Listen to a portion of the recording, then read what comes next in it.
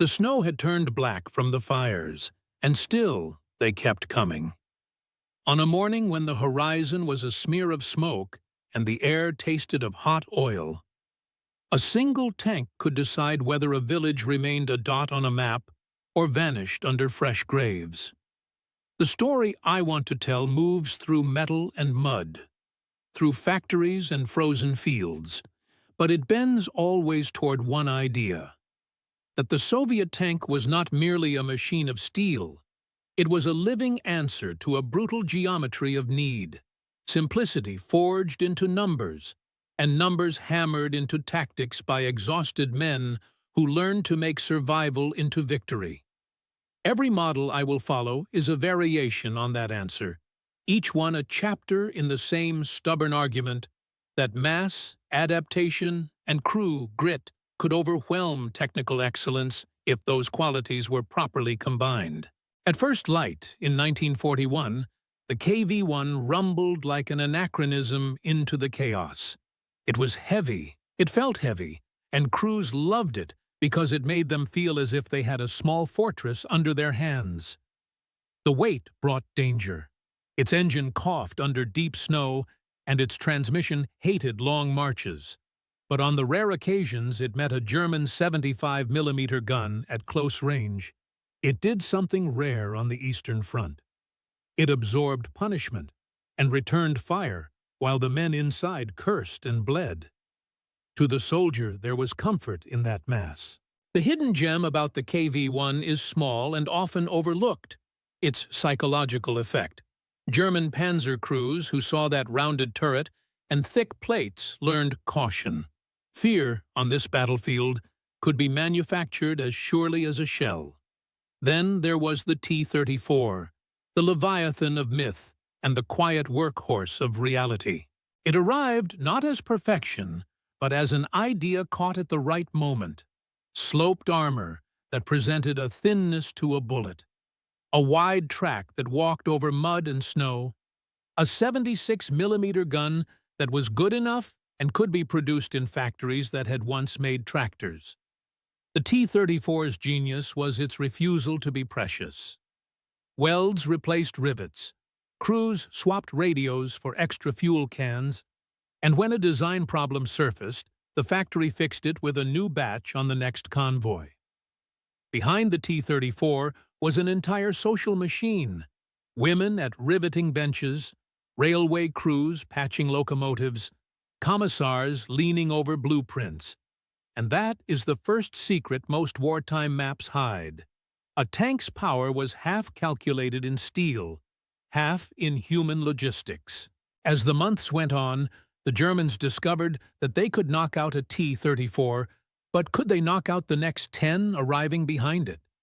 The answer was no, and that is where momentum began to form. Momentum turned into doctrine as crews became improvisers.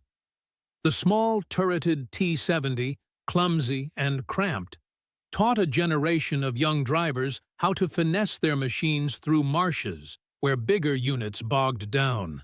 It was not glamorous. It was fiddly work in freezing cockpits, with gears that bit like cold teeth. But those odd, nimble tanks filled gaps, held supply lines, and when they were lost, men learned to patch engines in the dark. The hidden gem here is plain.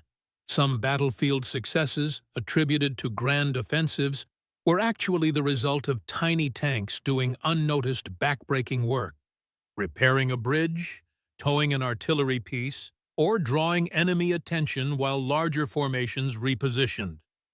Then the war demanded more than numbers. It demanded an answer to armor and long-range guns.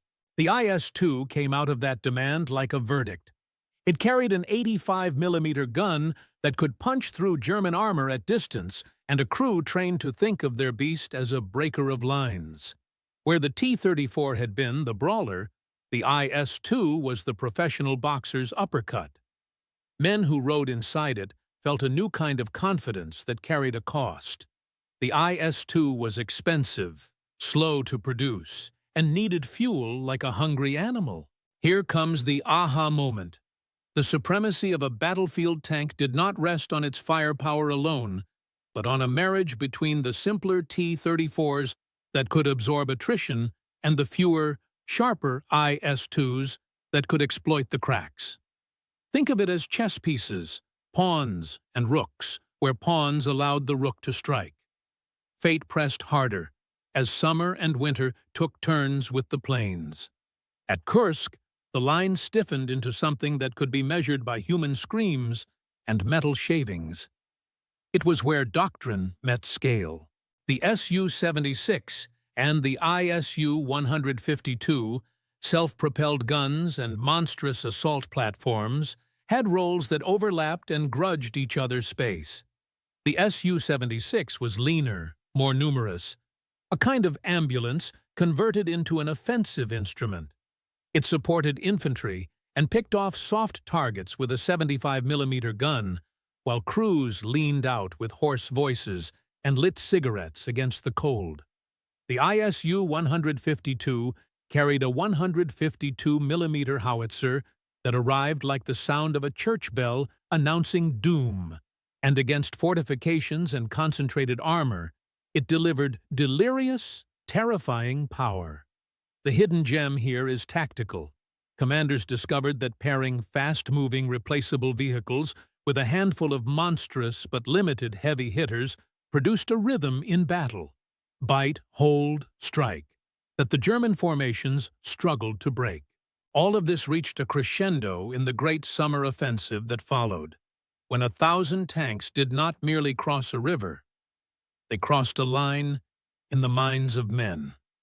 The terrain had become a calculus of supply and surprise, and crews learned to read the map not as paper, but as smell and sound.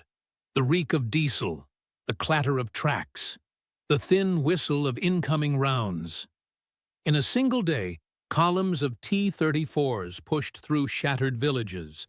Su-76s kept infantry alive from close range. IS-2s and ISU-152s cut swaths through pillboxes, and workers in the rear rebuilt what was lost to keep the tide moving. The climax is not a single explosion. It is a seam of events where material and morale meet. The German lines folded not because one tank was invincible, but because the Soviets learned to harmonize models into an orchestra of attrition and shock. But beneath every technical triumph were men who paid with blisters, frostbite, and last letters home. Crews told stories about the smoke that tasted like iron, and the way silence after a firefight felt like the world holding its breath. They swore at stuck turrets, cheered when radios worked, and sometimes, on a night when stars were visible beyond a ragged tree line, a commander would lay out maps and wonder aloud whether the price had been worth it. The final bitter insight is this: the tanks changed the front because they changed how wars were fought, but they could not change the cost. Factories could spin out T-34s until the tracks ran hot, but they could not refill the hollow left by the dead. When the last shots fell and the ruins cooled, fields that had been torn into mud and metal bore new uses. Farmers picked shrapnel from soil.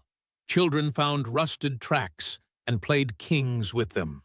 Industry kept churning because it had to, and lessons were folded into manuals and whispered across barracks. The larger truth is simple and hard. These 5 types, those heavy, those lean, those built to punch, and those built to shore up, did more than participate in battles. They allowed an exhausted nation to convert suffering into movement, technical compromises into an unstoppable rhythm. The machines alone did not win. They were instruments of a larger human resilience, a grinding arithmetic in which design, production, and the hardened will of crews turned metal into the means of survival. That is why, years later, when a man picks up a rusted shell casing in a field and turns it over in his hand, he is holding a piece of the argument they fought with, a small, cold object that once decided whether men lived to see another morning. If you enjoyed this, tap like and subscribe. It really helps. And drop a quick comment telling us where you're watching from. The United States, the United Kingdom, Canada, Australia, or anywhere else in the world. Your reply helps the video reach more people just like you.